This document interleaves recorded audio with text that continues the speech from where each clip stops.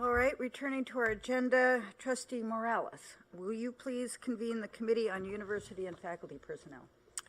Thank you, Ms. Chair Eisen. Will the Committee on University and Faculty Personnel please come to order? I note that there's been no speakers that have signed up to comment today. We now move to the consent agenda. It is now time for the committee to consider today's consent agenda. Is there an objection to the approval of the consent agenda?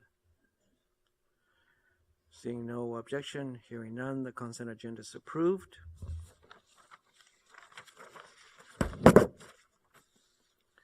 The committee has 4 items in today's discussion agenda. The first 3 items are action items on executive compensation and will be presented consequently. The 4th item is an information item. Item 2 is an action item, the compensation of the President of San Diego State University. Item 3 is compensation for the President of California State University Fullerton. And number 4 is an action item, compensation for the Executive Vice Chancellor and General Counsel for the California State University System. The 3 items will be presented by Chancellor White. Chancellor White, please begin. Thank you, Trustee Morales. Today I bring before the board compensation recommendations for 2 campus presidents and for the Executive Vice Chancellor and General Counsel. In each case, the recommended salary is the same as the predecessor. I'm extremely pleased to welcome Dr. Adela De La Torre as the next president of San Diego State University, and she will assume her presidency on or before June 30th, 2018. Adela becomes the 9th permanent president of San Diego State and the first woman to serve in that role. De La Torre will join San Diego State from UC Davis, as you've heard, where she has served in various leadership roles, culminating in her role as Vice Chancellor, Student Affairs, and Campus Diversity.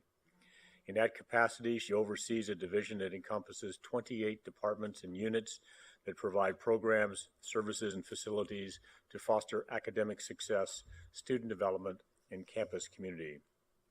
Previous positions at UC Davis include Interim Vice Chancellor, Student Affairs in 2012-13, Director of the Center for Transnational Health 2004 through the current time, and Chair of the Chicano Studies Department 2009 through 11.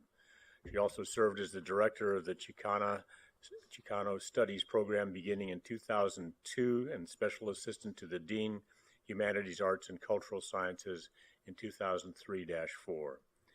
De La Torre's additional experience in higher education includes service as Director of the Mexican American Studies and Research Center at the University of Arizona from 1996 to 2002. She is also familiar with the CSU, having served in the Management Fellows Program in the CSU Office of the Chancellor in 1995-6 and as chair of the Chicano Latino Studies Department at Cal State Long Beach from 1991 to 95, and as a professor of healthcare administration at Long Beach in 1988 through 96. De La Torre earned a BS in Political Economy of Natural Resources and an MS and PhD in Agricultural and Resource Economics, all from the University of California, Berkeley. As you will see in the amended handout, I am recommending an annual salary of $428,645. This is the same salary as Interim President Sally Roush and her predecessor, Elliot Hirschman. As a condition of her employment, Dr. Adela De La Torre will be required to reside in the university's presidential residence located in San Diego, and in accordance with trustee policy, a monthly auto allowance of $1,000 and standard benefits for CSU executive employees will be provided. And before going further, I too would be remiss to not thank the faculty, staff, trustees, and presidential involvement in the search committee and student involvement. I also owe a tremendous thanks to Sally, who has provided excellent leadership at the campus during this transition. She has, as you know, a long and distinguished career serving San Diego State and the CSU. So again, Sally, thank you. Item 3 then is compensation for President of California State University Fullerton. And it is a great pleasure to announce the appointment of Fran Vergy as President of Cal State Fullerton. He joined the campus on the 1st of January and will serve in that role of president through June of 2019. The national search for the next permanent president will take place this fall. During my campus visit, various stakeholder groups shared several key qualities they desired in the next campus leader. They sought an individual who places the utmost importance on student success and who has experience working with a diverse set of stakeholders, a strong communicator and collaborator, someone who values and promotes academic and student affairs, and works well within a shared governance environment. Fram excels in all of those areas. I'm confident he will maintain the momentum generated under President Garcia and her team, as well as provide stability and leadership to the campus. He has a long and distinguished history of championing education in California and is intimately aware of the challenges and opportunities facing the California State University. Since January of 2014, Fram has served as Executive Vice Chancellor, General Counsel, and Secretary to the Board. Through his responsibilities and his travels around the system, he has become well versed in the many functions and issues that arise on campuses, from academic matters to student, faculty, and staff matters, along with campus operations and capital projects. Prior to joining the California State University, Fram was a partner in private practice for almost 30 years at O'Melveny & Myers, the oldest law firm in Los Angeles and one of the largest in the nation, where he specialized in labor and employment law with an emphasis in representing educational institutions. Fram graduated summa cum laude, earning a bachelor's degree in poli-sci and sociology from the University of California, Santa Barbara. He earned his JD cum laude from the University of California, Hastings College of the Law. I'm recommending an annual salary of $356,431, the same as President Garcia. Fram will be required to reside in the presidential residence as a condition of his employment, and in accordance with trustee policy, a monthly auto allowance of $1,000 and standard benefits for CSU executive employees will be provided. The fourth item in the agenda is compensation for the Executive Vice Chancellor and General Counsel of the CSU. Fram's departure from the Chancellor's office left an opportunity within the Office of General Counsel, and to fill that opening, I was pleased to appoint Andy Jones to serve as the new Executive Vice Chancellor, General Counsel, and Secretary to the Board. Many of you already know Andy. In fact, on two separate occasions, I appointed him to serve in leadership roles on my executive team, first as Interim General Counsel and then as Interim Vice Chancellor of Human Resources. Andy has been in the Chancellor's office since 2000, most recently serving as Associate Vice Chancellor and Deputy General Counsel. A graduate of the CSU, Andy earned a bachelor's degree in business administration from Cal State Long Beach and went on to earn his JD at UC Davis. His appointment is well-deserved and maintains stability and consistency within the Office of General Counsel.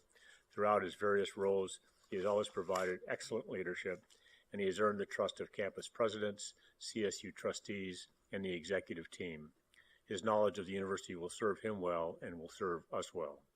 I'm recommending an annual salary of $340,505. This is the same salary as his predecessor, and in accordance with trustee policy, a monthly auto allowance of $1,000 in standard benefits for CSU executive employees will be provided. Trustee Morales, that concludes my presentation. Thank you, Chancellor White. The compensation for the president of San Diego State University is an action item before the Committee on University and Faculty Personnel. Only committee members can vote at this time. I just want to remind folks who the committee members are. Besides myself, includes Commissioner Farrar, Furstenberg, and Kimbell. May I have a motion? So moved. Second.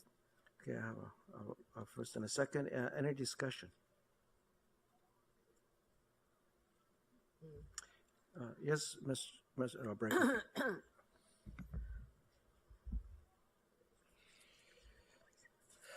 I given this some thought since I read the salary amount regarding the San Diego position, and I know that we are committed to providing all our staff an equitable salary. But sometimes basing the salary on the outgoing president results in an unlevel salary amount.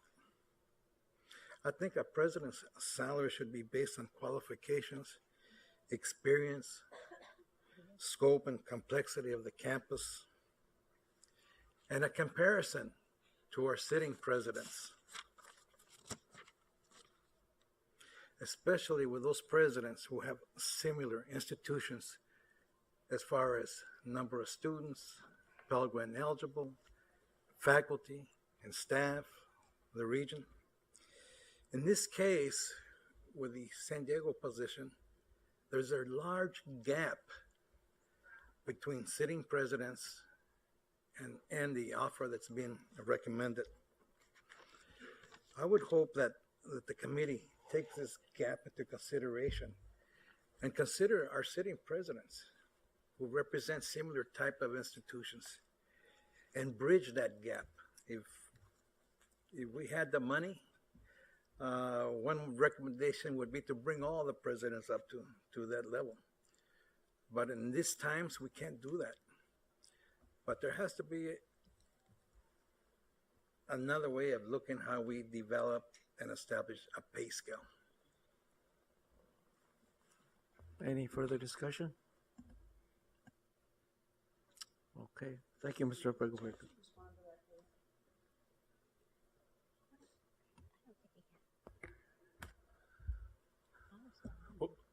Well, the recommendation for the compensation for the president of San Diego State University comports with the market that we compete for our presidents for that university, with its size, its complexity, its research portfolio, its athletic portfolio, its diverse community, the expectations. And so, we do compete in the market. And to attract the excellent pool of candidates that Chair Eisen and Vice Chair of the Board and Chair of the Selection Committee, Dave referred to, we had to be placed competitively. The salary at San Diego is, on last analysis, is 91% of the average of peer institutions to San Diego State. So let's rephrase that, it's below average. I do not at all disagree that the vast majority of our presidents are at a lower percentage of the average for their institutions as well. And executive compensation has been and will continue to be something that this board needs to have the ability to address. We haven't yet done that for the reasons alluded to by Trustee Abrego. But this is my strong and firm recommendation as the appropriate salary for this position. Other discussion? All right. Yes. Yes, Ms. Farrar. I just wanted to respond to what's been said. I've been on this board a very long time, and I think of this referring to the Chancellor's State of the CSU address yesterday when he was comparing, he was referencing the article in the New York Times about the cost effectiveness of preventative health care. And the outcome is you have to pay for good, sometimes you have to pay for good things. And as I totally agree with Cy in that we should bring all of our presidents up. But also, this is a very well thought, all the references that you made to thinking of this, and we've had over the years countless committees on fair pay and compensation. And it is very well thought out, very much a part of us. We have the most excellent presidents, I think, of any institution. And it's unfortunate that we can't pay them what they really deserve, so to say. But I support this because it's necessary, and I find it, we have struggled with this since I have been on this board, and it's extremely, as I said, well thought out, and what we should be doing. Any further discussion? Well, those members of the committee are going to then move for a motion? For the motion, put the motion to a vote. Will all those in favor please say aye? Aye. Aye. Opposed? Okay, motion passes. Oh, abstain? Okay, motion passes. Item 3, the compensation for the President of California State University Fullerton is an action item before the Committee on University and Faculty Personnel. Any committee members may vote at this time. May I have a motion? So moved. Second? You have a second? Second. All right. Jean, second. Any discussion? All in favor, please say aye. Aye. Opposed? Motion passes. Oh, any abstentions? Okay, motion passes. Item 4 is the compensation for the Executive Vice Chancellor and General Counsel for the California State University. Is an action item before the Committee on University and Faculty Personnel. Only committee members may vote at this time. May I have a motion? So moved. Second. Okay, any discussion? All in favor, please say aye. Aye. Opposed? Abstentions? Motion passes. Item is approved. Item 5 is an information item requesting a recommended revision of Title V, California Code of Regulations, Vacation Accumulation and Carryover. The item will be presented by Melissa Bard, Vice Chancellor for Human Resources. Ms. Bard, Thank you, please Chair begin. Morales. It is proposed that Section 42909 of Title V, which addresses vacation accumulation and carryover, be revised to increase the maximum confidential employee's vacation accrual from 384 hours to 440 hours for those with more than 10 years of qualifying service. This revision to Title V is proposed to align confidential employees' vacation accrual with changes in other employee groups. This proposed revision will be noticed for public hearing as required by law and will be presented for action at the March 2018 Board of Trustees meeting.